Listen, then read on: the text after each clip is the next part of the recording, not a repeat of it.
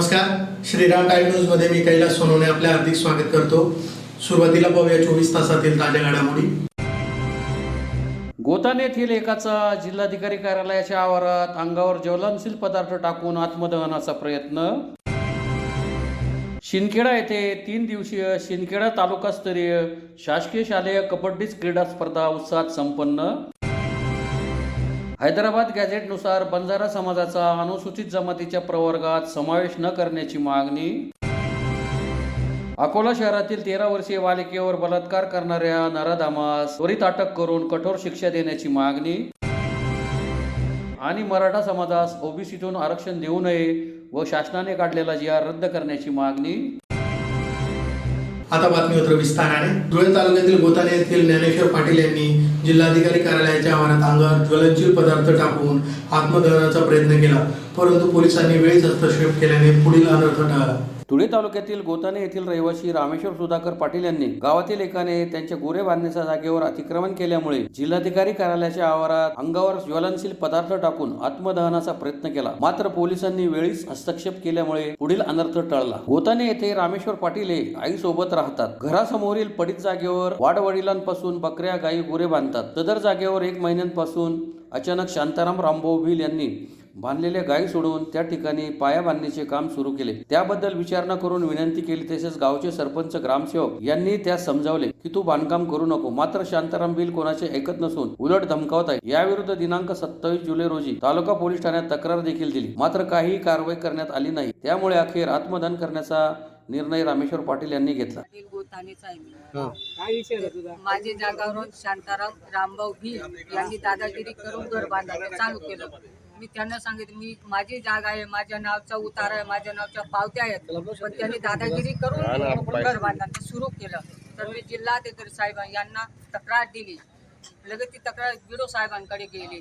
मी BDO साहेबांकडे घेऊ कागदपत्र दाखवले, बिडो साहेबांनी माझ्याकडे लक्ष दिलं नाही। विस्तार अधिकारी साहेबकडे घेऊ, त्यांच्याकडे तक्रार, त्यांनी पण मला न्याय दिला आणि वाचून घेतलं, देऊन दिलं। ग्रामसेवककडे गोतानाला त्यांच्याकडे बी दकाडे सर्व कागदपत्र क्लिअर आहे। तर मला उतारा द्या, मला पावती द्या आणि माझ्यावर अन्याय होईल आहे ना तो नीट करा, त्यांना कायदेशीर बंद करा। आज काय केलं तुम्ही? तसंच घेऊन जा, मला काही सांगू नको। असं कोण म्हणत? ग्रामसेवक न्याय भेटायला पाहिजे। मी जाऊ न्याय भेटच नाही तो मी इथे जाणार नाही। सुधाकर पाटील।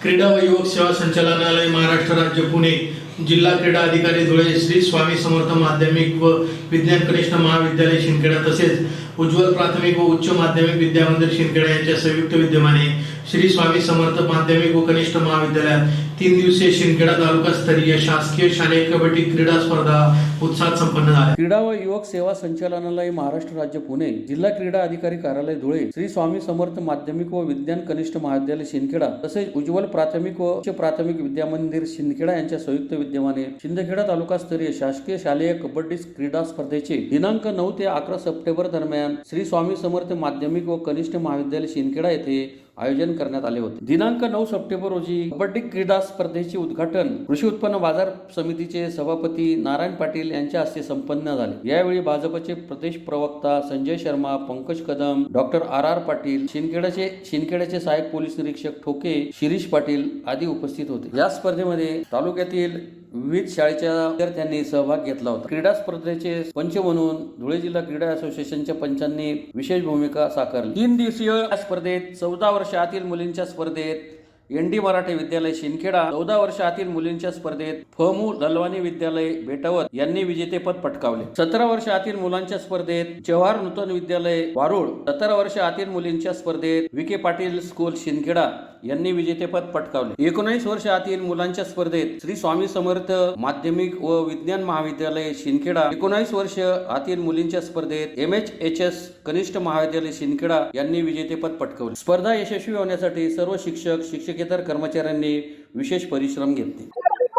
शिंदखेडा येथील आमच्या श्री स्वामी समर्थ माध्यमिक व विज्ञान कनिष्ठ महाविद्यालय शिंदखेडा तसंच आमचा उज्ज्वल प्राथमिक व उच्च प्राथमिक विद्यालय शिंदखेडा यांच्या संयुक्त विद्यमानाने शासकीय कबड्डी क्रीडा स्पर्धा 2025-26 चे यशस्वी असं आयोजन करण्यात आलं. या स्पर्धा ज्या आहेत त्या जिल्हा क्रीडा अधिकारी कार्यालय यांच्या मार्फत आमच्याकडे आयोजनाचा भार हा सोपवण्यात आलेला होता आणि आम्ही तो यशस्वीपणे भाग घेतलेला आहे. आम्ही सुरुवात केलेली आहे. तर या स्पर्धासाठी, या कबड्डी स्पर्धेसाठी तालुक्यातील बहुसंख्य शाळांनी सहभाग घेतला. याच्यामध्ये 14 वर्ष वयोगटातील, 17 वर्ष वयोगटातील आणि 19 वर्ष वयोगटातील विद्यार्थ्यांनी, मुलामुलींनी सहभाग नोंदवला. बहुसंख्य खेळ जे आहेत आज संपण्यात आलेले आहेत आणि आज जे विजेते संघ आहेत या संघांचं अभिनंदन, कौतुक आमच्या संस्थेचे अध्यक्ष आदरणीय Nanasaheb doctor R R Patil, तसंच आमचे सचिव, त्याचबरोबर सर्व संचालक मंडळ, माझे सर्व सहकारी शिक्षक बंधू भगिनी यांच्यातर्फे त्यांचं अभिनंदन केलेलं आहे. त्याचबरोबर या स्पर्धेसाठी या धुळे जिल्हा क्रीडा संकुल जे आहे त्यांचे जे असोसिएशन आहे त्या असोसिएशनचे पंच या ठिकाणी आम्ही पंच म्हणून त्यांना बोलवण्यात आलेलं होतं आणि त्यांनी हा पंचांचं काम यशस्वीपणे निभावलं आणि जो न्याय सर्व विद्यार्थ्यांना, सर्व खेळाडूंना हा दिलेला आहे. आता त्या सर्वांचं अभिनंदन, कौतुक करतो. त्याचबरोबर राज्याचे उपाध्यक्ष, क्रीडा शिक्षक संघटनेचे नेते, आमचे मित्र आदरणीय डॉक्टर आनंदजी पवार सर हे 3 दिवस या कार्यक्रमासाठी, या स्पर्धांसाठी या ठिकाणी उपस्थित आहेत आणि हे सर्व त्यांच्या मार्गदर्शनामध्ये हे सामने आज होत आहेत. तर मी माझ्या संस्थेतर्फे मी प्राचार्य, मुख्याध्यापक या नात्याने या सर्व खेळाडूंचं, सर्व शिक्षक वृंदांचं, आलेल्या सर्व अतिथींचं मी विद्यार्थ्यांचं अभिनंदन करतो, त्यांना धन्यवाद देतो आणि सगळ्यांना शुभेच्छा देतो. हैदराबाद गॅजेटनुसार बंजारा समाजाचा अनुसूचित जमातीच्या प्रवर्गात समावेश करू नये या मागणीसाठी एकलव्य सेना महाराष्ट्र राज्यातर्फे जिल्हाधिकारी कार्यालयासमोर निदर्शने करून निवेदन देण्यात आले. हैदराबाद गॅजेटनुसार बंजारा समाजात अनुसूचित जमातीच्या प्रवर्गात समाविष्ट करू नये या मागणीसाठी एकलव्य संघटना महाराष्ट्र राज्यातर्फे जिल्हाधिकारी कार्यालयासमोर निदर्शने करून निवेदन देण्यात आले आहे. निवेदनात म्हटले आहे की दिनांक 2/9/2025 रोजीच्या शासन निर्णयानुसार हैदराबाद गॅझेटियर लागू करून मराठा समाज बांधवांच्या मागणीनुसार त्यांना ओबीसी प्रवर्गात समाविष्ट होण्याच्या मागणीला दुजोरा देण्यात आला आहे. सदर शासन निर्णयाचा चुकीचा अर्थ लावून महाराष्ट्रातील बंजारा समाज एसटी प्रवर्गात समाविष्ट होण्याची मागणी करू लागला आहे. त्या अनुषंगाने विविध समाज माध्यमातून 2 समाजात तेढ निर्माण होईल असे वक्तव्य काही बंजारा समाजाचे नेते, कार्यकर्ते यांचे मार्फत होत आहे. बंजारा समाजाच्या या बेकायदेशीर मागणीमुळे संपूर्ण आदिवासी समाजामध्ये संतापाची लाट उसळली आहे. यापूर्वी देखील अनेक समूहांनी आदिवासी समाजात घुसखोरी करण्याचे विविध प्रकारचे प्रयत्न केले आहेत. परंतु डॉक्टर बाबासाहेब आंबेडकरांनी संवैधानिक आरक्षण फक्त अनुसूचित जाती व अनुसूचित जमाती यांनाच दिलेले आहे. भारत देश हा संविधानावर चालणारा देश आहे आणि संविधानात कोणीही बदल करण्याचा प्रयत्न करू नये, अन्यथा महाराष्ट्राचा नेपाळ होण्यास वेळ लागणार नाही. एसटी प्रवर्गात कोणाची घुसखोरी खपवून घेतली जाणार नाही. महाराष्ट्रातील 40 गावचे आमदार मंगेश चव्हाण, शिंदखेडा राजा विधानसभेचे आमदार मनोज कायंदे, धनसावंगी विधानसभेचे आमदार हिकमत उधान, गेवराईचे माजी आमदार ॲडव्होकेट लक्ष्मण पवार, परभणीचे खासदार संजय जाधव, नगरचे खासदार निलेश लंके व इतर लोकप्रतिनिधी यांनी बंजारा समाजाच्या मागणीबाबत मुख्यमंत्री देवेंद्र फडणवीस यांना पत्र पाठवून एसटी आरक्षणात बंजारा समाजाला समाविष्ट करावे अशी शिफारस केलेली आहे. या आदिवासी विरोधी भूमिका घेणाऱ्या आमदार व खासदारांचेही आम्ही जाहीर निषेध करतो. महाराष्ट्र शासनाने बंजारा समाज अथवा इतर कोणत्याही समूहाला एसटी प्रवर्गात समाविष्ट करण्याबाबत कोणत्याही हालचाली केल्यास एकलव्य संघटना महाराष्ट्र राज्य विविध प्रकारचे आंदोलन छेडेल असा इशारा देण्यात आला आहे. यावेळी प्रदेश संघटक ॲडव्होकेट राजेंद्र वाघ, कमलकांत सूर्यवंशी, विश्वनाथ सोनवणे, डोंगर मोरे, खंडू पवार, युवराज वाघ, भीमराव ठाकरे, दक्षिण भिल, ताराचंद वाघ, भोलागिरी महाराज, राजेंद्र सोनवणे, भिका गायकवाड आदी उपस्थित होते. संघटना, भिल प्रदेश मुक्ती मोर्चा या सर्व आदिवासी संघटनांमार्फत गेल्या 2 तारखेपासून हैदराबाद गॅजेटचा गैरअर्थ काढत बंजारा बांधवांनी एसटी आरक्षणात मागणी केलेली आहे. याचा निषेध म्हणून आम्ही आज या ठिकाणी सर्व आदिवासी संघटना निवेदन देण्यासाठी आलेलो आहे. त्याचबरोबर ज्या आमदारांनी, ज्या खासदारांनी बंजारा समाजासाठी शिफारस पत्र दिलेलं आहे. अशा सर्व आमदारांचा आम्ही या ठिकाणी निषेध व्यक्त करतो. येणाऱ्या काळामध्ये जर शासनाने कुठल्याही समाजाला, बंजारा समाजाला नाही, जर कुठल्याही समाजाला, कुठल्याही समूहाला आदिवासी समाविष्ट करण्यासंदर्भात हालचाली केल्या तर या महाराष्ट्रातला आदिवासी पेटून उठेल आणि येणाऱ्या भविष्य काळामध्ये तीव्र असं आंदोलन या ठिकाणी होणार आहे. या पुढील काळामध्ये आम्ही सगळेजण मिळून एकत्रित येऊन वेगवेगळ्या पद्धतीचे आंदोलन धुळ्यामध्ये आणि महाराष्ट्रभरमध्ये करायचं आमचं नियोजन आहे. त्याचाच एक भाग म्हणून दिनांक 16 तारखेला या सर्व आमदारांना जोडे मारो आंदोलन या ठिकाणी आम्ही आयोजित केलेलं आहे. त्याचा देखील उल्लेख आमच्या या निवेदनामध्ये आहे. जर या आमदारांना आदिवासींच्या विरोधात भूमिका घ्यायची असेल तर त्या आमदारांना आदिवासींकडे मतदान मागण्याचा कुठलाही अधिकार नाही. म्हणून या सगळ्या आमदारांना आम्ही सूचित करतो की तुम्ही सावध राहा. भविष्यात आदिवासी संघटना तुमच्या घरी येऊन देखील आंदोलनं करतील असा देखील इशारा या आपल्या माध्यमांचा मार्फत त्यांना आम्ही देत आहोत. अकोला शहरातील 13 वर्षीय बालिकेवर बलात्कार करणाऱ्या तोहित समीर या नराधमास त्वरित अटक करून कठोर शिक्षा द्यावी या मागणीसाठी भोई समाज सेनेतर्फे जिल्हाधिकारी कार्यालयासमोर निदर्शने करून निवेदन देण्यात आले. अकोला शहरातील 13 वर्षीय बालिकेवर बलात्कार करणाऱ्या तोहित समीर नावाच्या नराधमास तात्काळ अटक करून कठोर शिक्षा करावी या मागणीसाठी भोई समाज सेनेतर्फे जिल्हाधिकारी कार्यालयासमोर निदर्शने करून निवेदन देण्यात आले आहे. निवेदनात म्हटले आहे की दिनांक 7 सप्टेंबर रोजी गणेश विसर्जनासाठी घरातील लोक बाहेर गेलेले असताना 13 वर्षाची एकटी मुलगी घरी होती. यावेळी सायंकाळी 5 वाजता माथे फिरू तोहित समीर या गुन्हेगारी प्रवृत्तीच्या नराधमाने घरात प्रवेश केला आणि मारून टाकण्याची धमकी देत या लहान मुलीवर पाशवी बलात्कार केला. घरातील लोक घरी आल्यानंतर मुलीने घडलेला प्रकार आपल्या आई वडिलांना सांगितला. तोपर्यंत बलात्कारी तोहित समीर हा शहरातून फरार झाला होता. तरी विनंती की आरोपीचा लवकरात लवकर शोध घेऊन या गुन्हेगारास तात्काळ अटक करावी. कठोर कलम लावून बलात्कारी तोहित समीर याची केस जलदगती न्यायालयात चालून लवकरात लवकर तोहित समीर याला फाशीची शिक्षा देण्यात यावी, जेणेकरून लहान मुलींवर बलात्कार करण्याचे धाडस असे गुन्हेगार पुन्हा करणार नाही. तसेच पीडित बालिका आणि तिचे कुटुंबियांना संरक्षण देऊन योग्य ती शासकीय मदत करावी अशी मागणी करण्यात आली. यावेळी मच्छिंद्र फुलपगारे, रमेश फुलपगारे, विजय फुलपगारे, विकास फुलपगारे, रोहित शिंगाणे, सतीश फुलपगारे, ज्ञानेश्वर जाधव, राजूभाई फुलपगारे आदी उपस्थित होते. बलात्कार केलेला आहे.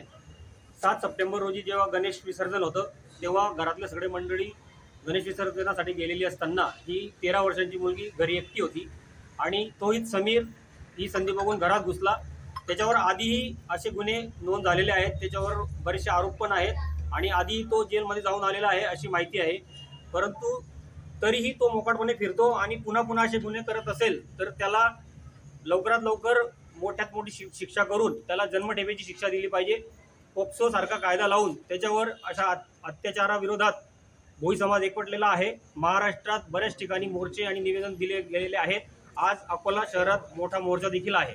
त्यामुळे आमची मागणी आहे की धुळे जिल्ह्यातून आम्ही निवेदन देत असून आमची मागणी आहे की त्याला कठोरातली कठोर शिक्षा लवकरात लवकर देण्यात यावी. धन्यवाद.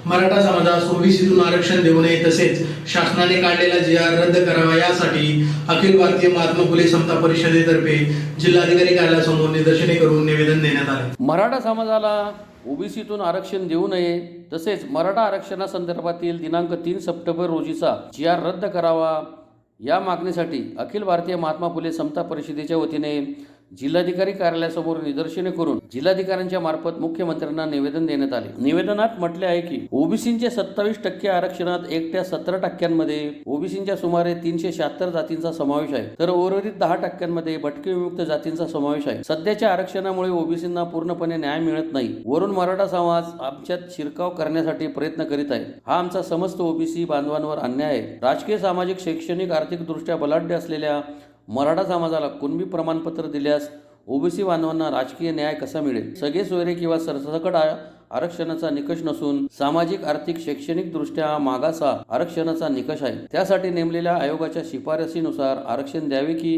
नाही ते ठरते. परंतु राज्य सरकारने दबावाखाली येऊन जो जी.आर काढला आहे तो असंवैधानिक आहे. तरी समस्त ओबीसी समाजाच्या भावनांचा आणि हिताचा विचार करून सदरचा जी.आर तात्काळ रद्द करावा अशी मागणी करण्यात आली आहे. यावेळी समता परिषदेचे धुळे महानगर प्रमुख उमेश महाजन, प्राध्यापक अण्णा माळी, प्रकाश माळी, एकनाथ अडावतकर, चैत्राम बदाने, श्याम चौधरी, नितीन खैरनार, बी.एन. बिरारी, भिकन बाविस्कर, दिलीप माळी, प्रकाश माळी, आसाराम माळी, सुनील माळी, विशाल महाले, खंडू सूर्यवंशी, देवेंद्र पाटील, ज्ञानेश्वर माळी, विपिनचंद्र रोकडे, राहुल माळी, कपिल माळी, तुळशीराम माळी, सुरेश बहाळकर, तारकाबाई विवरेकर आदी उपस्थित होते. तसेच समविचारी संघटना, ओबीसी संघटना, एनटी संघटनांतर्फे आज आम्ही सन्मान्य कलेक्टर मॅडमांना निवेदन देण्यासाठी आले आहोत. आमचा मुद्दा एकच आहे की मराठा समाज जो आमचा मोठा बांधव आहे महाराष्ट्रात, त्यांना आरक्षण द्या, परंतु ओबीसी कोट्यातनं नव्हे. आधीच ओबीसी कोट्यांमध्ये आमची भाऊगर्दी झालेली आहे, आम्हालाच आमचा न्याय मिळत नाही आहे. आणि अशातच हैदराबाद गॅझेट करून जो 2 सप्टेंबरला सन्मान्य राज्य सरकारने जो GR पारित केला आहे, त्या GRला आपण रिवाईज करावं किंवा तो GRच रद्द करावा, अशी आमची समता परिषदेची मागणी आहे. मराठा समाजाला आणि त्यांच्या आंदोलनाला आणि त्या आरक्षणाला आमचा विरोध कदापि नाही आहे. आरक्षण घ्या, जरंगे साहेब आरक्षण घ्या, आम्ही जाणतो तुमचे प्रयत्न, परंतु आमच्यातनं नव्हे. 27% आरक्षणाला तसूभरही धक्का लागू नये हे राज्य सरकारला आम्ही प्रेमाने निवेदन द्यायला आलो आहे आणि इशाराही द्यायला आलो आहे. जर या काही बदल झाला नाही आरक्षणाच्या GR संदर्भात, तर सन्मान्य भुजबळ साहेब जे आमचे महाराष्ट्र महात्मा फुले समता परिषदेचे संस्थापक अध्यक्ष आहेत, त्यांच्या पुढील आदेशानुसार आणि वाटचालीनुसार आम्ही पुढचं नियोजन दिशा ठरवू. तर सर्व सन्मान्य ओबीसी बांधवांना, NT बांधवांना एकच विनंती आहे, आपण सर्व एकच आहोत, एकच पर्व ओबीसी. सर्व आपल्या समाजाच्या ओबीसी आरक्षणाच्या हितासाठी सर्वजण पक्ष, जाती, भेद, गट तट सोडून एकत्र या आणि आपल्या आरक्षणाला वाचवा, अन्यथा येणारा समाज आपल्याला माफ करणार नाही. जय भीम, जय फुले, जय शिवराय, जय ओबीसी. धन्यवाद. पुन्हा एक नजर ठळक घडामोडींवर. गोतान येथील एकाचा जिल्हाधिकारी कार्यालयाच्या आवारात अंगावर ज्वलनशील पदार्थ टाकून आत्मदहनाचा प्रयत्न. शिंदखेडा येथे 3 दिवसीय शिंदखेडा तालुकास्तरीय शासकीय शालेय कबड्डी क्रीडा स्पर्धा उत्साहात संपन्न. हैदराबाद गॅझेटनुसार बंजारा समाजाचा अनुसूचित जमातीच्या प्रवर्गात समावेश न करण्याची मागणी.